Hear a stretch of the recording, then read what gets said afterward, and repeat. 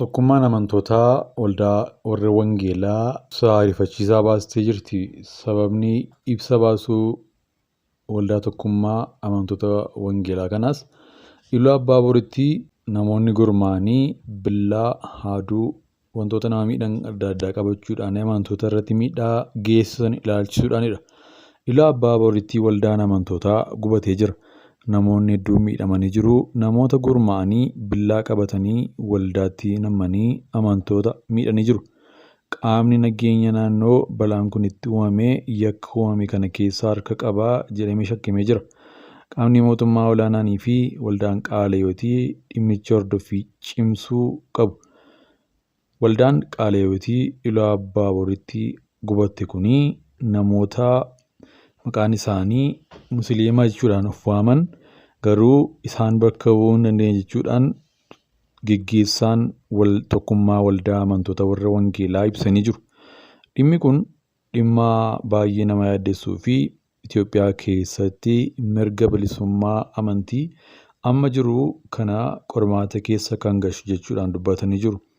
Geggeessaan waldaa tokkummaa waldoota warra Wangeelaa kun akka dubbatanitti waldaan kiristaanaa bara kana keessatti qorumsa adda addaa keessa darbaa akka jirtu akkasumas haalonni garaagaraa uumamaa jiran dhiibbaa guddaa irraan uumaa akka jiru dubbatanii jiru. Iyyata isaanii kanas qaama mootummaa olaanaatti dabarsuu dubbatanii jiru. Keessumatti naannoo Oromiyaa keessatti dhimma ta'aa jiruu fi qorumsa adda addaa ta'aa jiru caqasuudhaanii pirezidaantii mootummaa naannoo Oromiyaa obbo Shimallis Abdiisaatii fi ergaa addaa dabarsanii jiru.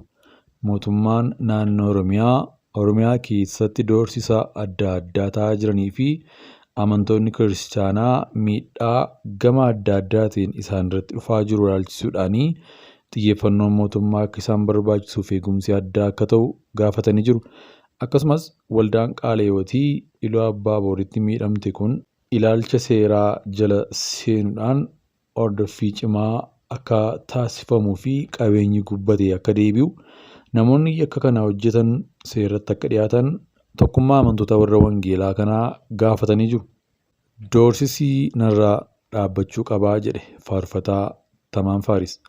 Nagaan Waaqayyo hunda keessaniif haa ta'u. Ani gooftaa Yesuusiin fayyisaa lubbuu koo godheen itti amane.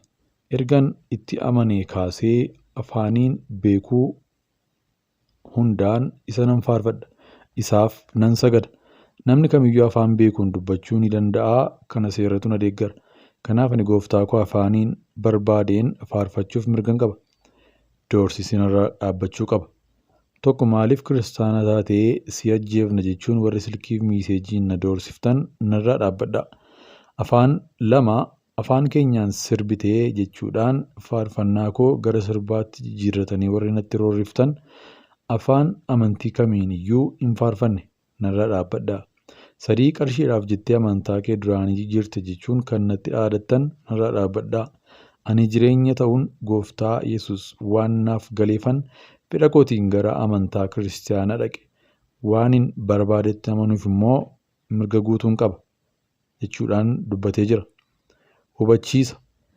Tokkoffaa ani amantaa kamiyyuu tuqee hin beeku. Isaan itti amane immoo waa'ee isaa waan naaf gale dhugaa ba'uu fi warri dhugicha hin beekne akka baraniif dhugaa naaf galee dubbachuu nan danda'a.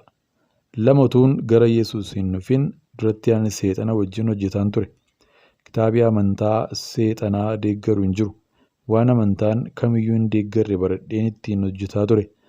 Isan hojjetaa ture sana immoo miidhaa seexanni sun kiristaanota irratti hojjetu amantootaan wajjin waaqeffadhutti himuun dirqama koo waan ta'eef sodaa tokko malee nan dubbadha. Kanaaf amantoonni keenyaa doorsisa narra jiru kana naaf baraa. Akkasumas Waaqayyoon naaf kadhadhaa. Na bira dhaabbadhaa. Mirgi amantaa kootii naaf haa eegamu. Karaa feesbuukii kootii silkii fi miiseejiidhaan waan natti darbatamaa jiru hunda asumarraan isinan beeksisa.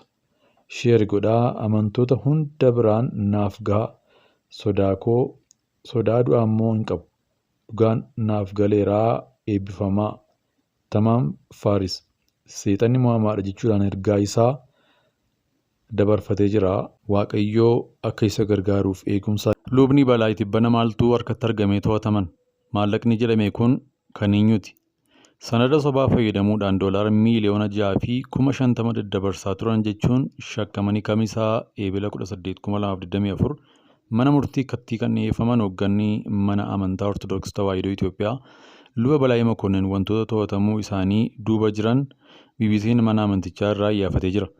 Mana amantichaatti itti gaafatamaa qajeelcha piroojeektiilee waliigalaa kan ta'an Malaaka Hiwoot Qomoos Abbaa Walda Seefuu akka himanitti lubni Balaa kan to'ataman hojii dhimma mana amantichaa waliin wal qabatuun miti jedhan. Dhimmi isaan mana baankii sana deemaniif dhimma bataskaanaan wal qabatuun osoo hin taane akka dhuunfaa isaaniitti deemanii turan. Maallaqni jedhames kan bataskaanaa miti. Maallaqni bataskaanaa bades hin jiru. Dhimmi bataskaanaa waliin wal qabatu tokkoyyuu hin jiru jedhan. Qulqulluu Abuna Abrahaam waliin bakka luba Balaa to'ataman deemanii dubbisuu kan himan hooggannis mana amantichaa kun Qulqulluu Abuna Abrahaam waliin bakka luba Balaa to'ataman deemanii dubbisuu kan himan hoogganni mana amantichaa kun luba Balaa harkatti kan argame xalayaa dhaabbanni biraa nama biraatiif haa kaffalamu jedhu qabu akka ta'e himan. Wanni isaan harkatti argame xalayaa kaffaltii haa raawwatamu jedhu qabudha. Abbootii qabeenyaa waliin bakkicha kan deeman. Isaantu namoota biraatiif kaffaltii raawwata. Xalayicharraa wanni luba Balaa'iin wal qabatu maqaan isaaniis mallattoonis bakka herregaa isaanii hin jiru jedhan. Akka luba Balaa irraa hubachuu himanitti abbootiin qabeenyaa maallaqa kana daddabarsuuf turan isaan qabatanii kan deeman sababa baankichi kaffaltii nuuf raawwachuu didee nu deddeebisaa jira nu gargaartaa jedhuun akka ta'es ni himu. Abbootiin qabeenyaa kunneen erga deemanii booda Gamtaa Afrikaa yeroo shakkiin odeeffannoo dabarsu jalqaban baankichaa akka miliqan himu. Luba Balaa bilbila haasaa turan. Namoonni isaan waliin deeman sun garuu xalayaa sanaa isaan harkatti dhiisanii bakkichaa miliqan. Isaan gamna waan hin taaneef haala isaas waan hin hubanneef achuma turanii to'atamanii jedhan. Akka Malaaka Hiwoot Qomoos Abbaa Walda Seefuu jedhanitti lubni Balaa yeroo to'atamanitti xalayaa dhaabbilee sun walii barreessan kan akka kaffaltiin raawwatamuu gaafatu sanaan alatti doolaarris ta'ee jeekiin isaan harkatti qabame akka hin jirre dubbatu. Xalayaa isaan harkatti qabame jedhamee fi tarree himata isaaniis ilaaleen jira. Xalayaa isaan harkatti argame sanarraa maqaan isaaniis hin jiru. Akka yakkaatti kan ilaalamee waraqaa sana harkatti qabatanii argamuu isaanii qofa. Xalayicharra maqaan abbootii qabeenyaa jira. Torbee tokko yeroo qorannoo kan itti gaafatames abbootiin qabeenyaa maqaan isaanii xalayicharra ture hin to'atamne. Hanga isaan to'atamanitti jedhameeti malee isaan mirga wabiitiin bahuu danda'u ture jedhan. Luba Balaa Makonnin yeroo qorannoo torbee tokko itti gaafatamee Koomishinii Poolisii Federaalaa Meeksikoo jirutti hidhamanii jiru. Manni amantaa Ortodoksii Tawaahidoo Itoophiyaa dhimma hooggana mana amantichaa itti dhiyeenyaan hordofaa akka jiruu fi lubni Balaa gocha jedhame kanaa nama raawwatu miti. Dhimmichi bataskaana waliin hariiroo homaatu kan qabus miti.